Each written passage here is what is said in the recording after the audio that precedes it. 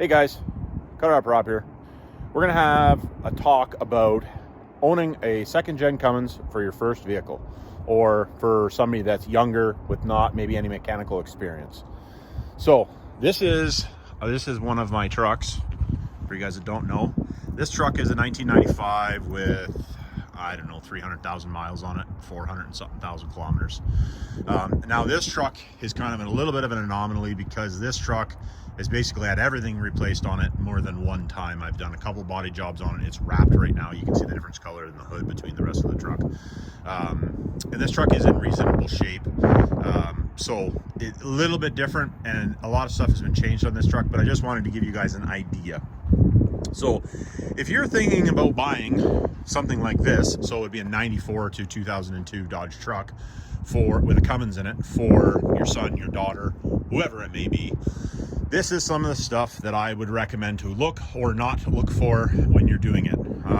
Obviously, you're buying an old truck. This is not a new truck.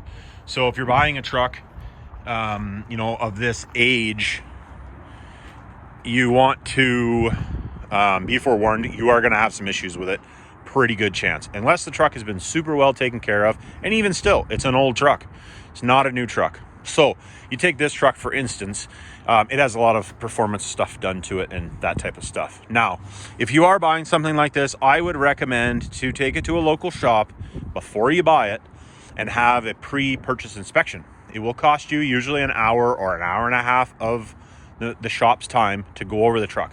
What are the brakes like? What's the front end like? What's the, what are the shocks like? The exhaust, the body condition. If the truck has fender flares on it, I would ask the person, can I take the fender flares off? If you're worried about that type of thing, depending on what you're paying for it. I know this truck hasn't been driven in the wintertime since I put them on there, and I undercoat the truck so that I know the truck is fine under them. But nonetheless, I shouldn't even say that. The rear might not be. I know the front is for sure because I painted the fenders right before I put them on.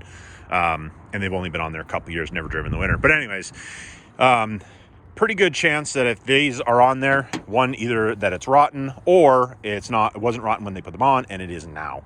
So that is to be forewarned. And then talking about transmission side of things, automatic or standard, if you're staying relatively stock, either or works pretty good. The standard transmission is maybe a little less common to have issues, depending on how the truck's been driven.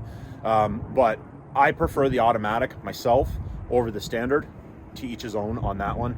But if you're buying one, you want to be forewarned. You might have to do a clutch. Has the truck had a clutch? Any of that type of stuff. So that's something you want to ask. Has the transmission ever been rebuilt? Whether it's automatic or standard. Now, that type of thing, ask, has that ever been an accident? This is like typical stuff you should be asking if you're buying something. Now, if you pop the hood open and you're buying this for your son or your daughter, and they're, let's say, under the age of 20, or if you're buying it yourself, you're under the age of 20, and you open up the hood and it looks like that, less dirty, because I haven't washed it in a while. Be forewarned, if you're buying a truck like this, like if I was selling this truck per se, this truck makes, like on the winter tune, in the winter it makes about 600 horsepower, in the summertime it makes about 750. You're going to have problems with this if you're going to drive it a lot. It doesn't idle nice. It doesn't, I shouldn't say it doesn't idle nice. It doesn't idle smooth. It's erratically idled. It has a built transmission in it. This thing does have wear things. So if you open up the hood and there's a bunch of unfactory stuff, it's got compounds on it, it's got bigger injectors, it's got this. Be forewarned that you're probably going to spend more money on that truck than you would a stock truck if you're not looking for more power. So if you're looking for a stock truck, don't buy one that has compounds on it.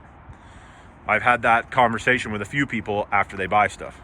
Now, not saying there's anything wrong with that, but if that's what if you're buying something for a younger person, let's say, or you're buying it for yourself, if you've never really had something that has 400, 500, 600 horsepower, and it's snowing or raining, if you're not paying attention, you can be sideways or upside down in the ditch, quite simply. So, just to be forewarned. But if you are thinking about buying one, that is, I would recommend personally a 12 valve over a VP44. The VP44 came from 98.5 to 2002. This is a 12 valve because the truck is a 1995. So if you're going to go VP44, questions you want to ask: has it ever had a VP44? If it has, when did it have it? Where did it come from? Does it have a aftermarket lift pump on it? If all of the answers to that is no, I personally would not buy the truck unless it's super cheap, because to put a VP44 in the truck and also a aftermarket lift pump, whether it's fast, air dog, whatever kind, is another $1,000. Is the it adds up very, very quickly. So to be forewarned, and that was kind of the early 24 valve. They were good engines, and they're better now than they were. But to be forewarned, if you're paying, let's say, $25,000 for the truck, you're throwing $5,000 on it like that fast, if none of that's ever been done, if you have an issue. If it doesn't have an issue and you're buying it, I would at the very least put a better lift pump in it. I would not use the factory lift pump. So for a VP44, the 12 valve, they'll run on dirt. They don't really care as far as that goes. I don't know what else to talk about. Don't mind the interior of the truck. It's disgusting too, because I have not cleaned it this year. I haven't really driven the truck that much this year. It's just kind of been kicking around, and the crackheads went into the truck and made a hell of a mess of it, and I haven't cleaned it up since. But something else to look for is if the seat is all ripped right here. That's going to cost you a couple $100 to get it fixed at least. Obviously, whether the windshield's cracked, mine is cracked, got a rock down chip in it, and whether or not the dash is garbage. The dash, where we are, they stay pretty good, but if the dash is all smashed, that type of stuff, pretty common for that to happen. So really, I don't know, there isn't too much. Whether I would say it's the best vehicle to own for your first time vehicle, or something that's not mechanically apt, I guess you would say.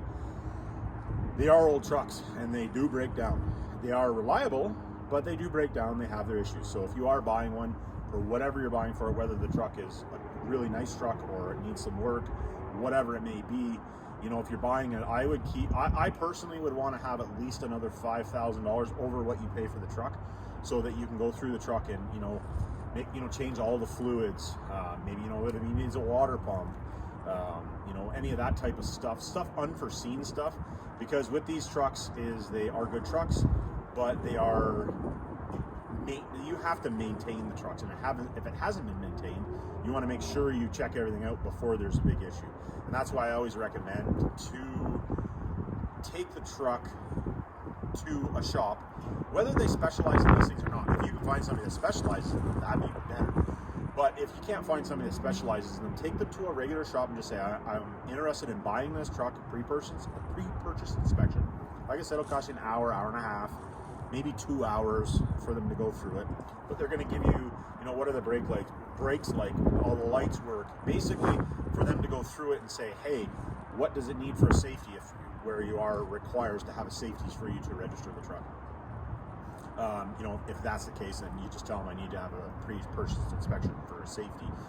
And even if the truck is being sold with a safety, I would still recommend to have it done. Because if you don't have it done, you don't know who's doing the safety. So I would recommend taking it somewhere like a biased third party that they think that they might get the work for doing it, to give you an idea.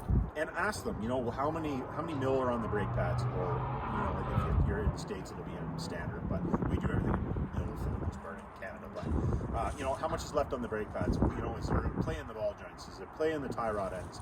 Is the track bar good? Is there any leaks? Does the fluids look good? It's pretty easy. Like if you're looking at an automatic truck, hopefully I don't put my foot in my mouth, and you put the tranny dipstick on it, and the fluid in mine is still nice and red, which, like I said, I wasn't sure I was putting my foot in my mouth. If fluid is not nice and red like that, there's potentially, one, the tranny hasn't been serviced in a long time. Two, the tranny could be on its way out. Check the oil. Does it have oil in it? How dark is the oil? Check the air filter. This is stuff that anybody can check. Check the transmission fluid. Is it red? And is it full? And with these, they have to be running in neutral, primarily in neutral, and you want it to be relatively warm. See what it feels like. Same with the oil. Check the oil on it. Check the coolant. Like when you guys are going to look at this, you don't need to really know much about cars, but if you check the coolant, see what the coolant looks like. If it's not green, like the coolant in this should be green, unless the person has changed it, can be on green or red. Check the oil. Is the oil low? If the oil's 2 liters low, that's a pretty good indication. Likely the person didn't take care of it. If the transmission fluid's burnt, pretty good indication that they didn't do services and they weren't checking it. You know, is the air filter clogged solid? Does it have a bird in it or whatever, a squirrel or a chipmunk? You know, that type of stuff. And anything that it does have, is an upside. You know, if it has a fast unit, if it has gauges, all that stuff I would recommend doing regardless. But I just wanted to talk a little bit about, you know, and ask people, you know, is it the original engine? Like, these are questions that you can ask, but not really having any, you know, technically any mechanical ability, whether the other person does, but they'll be able to tell you, yeah, I had the tranny service, I had the transfer case service, I had the diffs done, I did the brakes this, you know, a while ago, but I would still recommend having it looked at by a mechanic. Whether your buddy's a mechanic, you can bring him with you and you can check some of that stuff out, or if you take it somewhere, I would still recommend it. Now, talking back to what we're supposed to be talking about, do I think this is a good first vehicle or a good vehicle for my 17-year-old daughter or my 17-year-old son, or if you're 17 you're buying one? They are good trucks. There's nothing wrong with them. They're old trucks, so they do require spending money, doing maintenance, and they will do you good. If you buy one that's junk, you could have problems with it. Is what it is. But that's why I always tell guys, you're buying a truck like this, you're probably gonna, you know, it could have a transmission problem, it could have it blow a head gasket, you know, that type of thing, right? You're making triple the horsepower that it had, or 5 times the horsepower it originally had. You can have issues, obviously. So, you know, actually something I did want to show before we conclude this is up here underneath this ridge, this rubber does not come out. It's glued in with the windshield. It's not supposed to come out. If there's rust across that top edge, there's a good chance there might be a hole inside here. So if you're buying one, you want to look at that.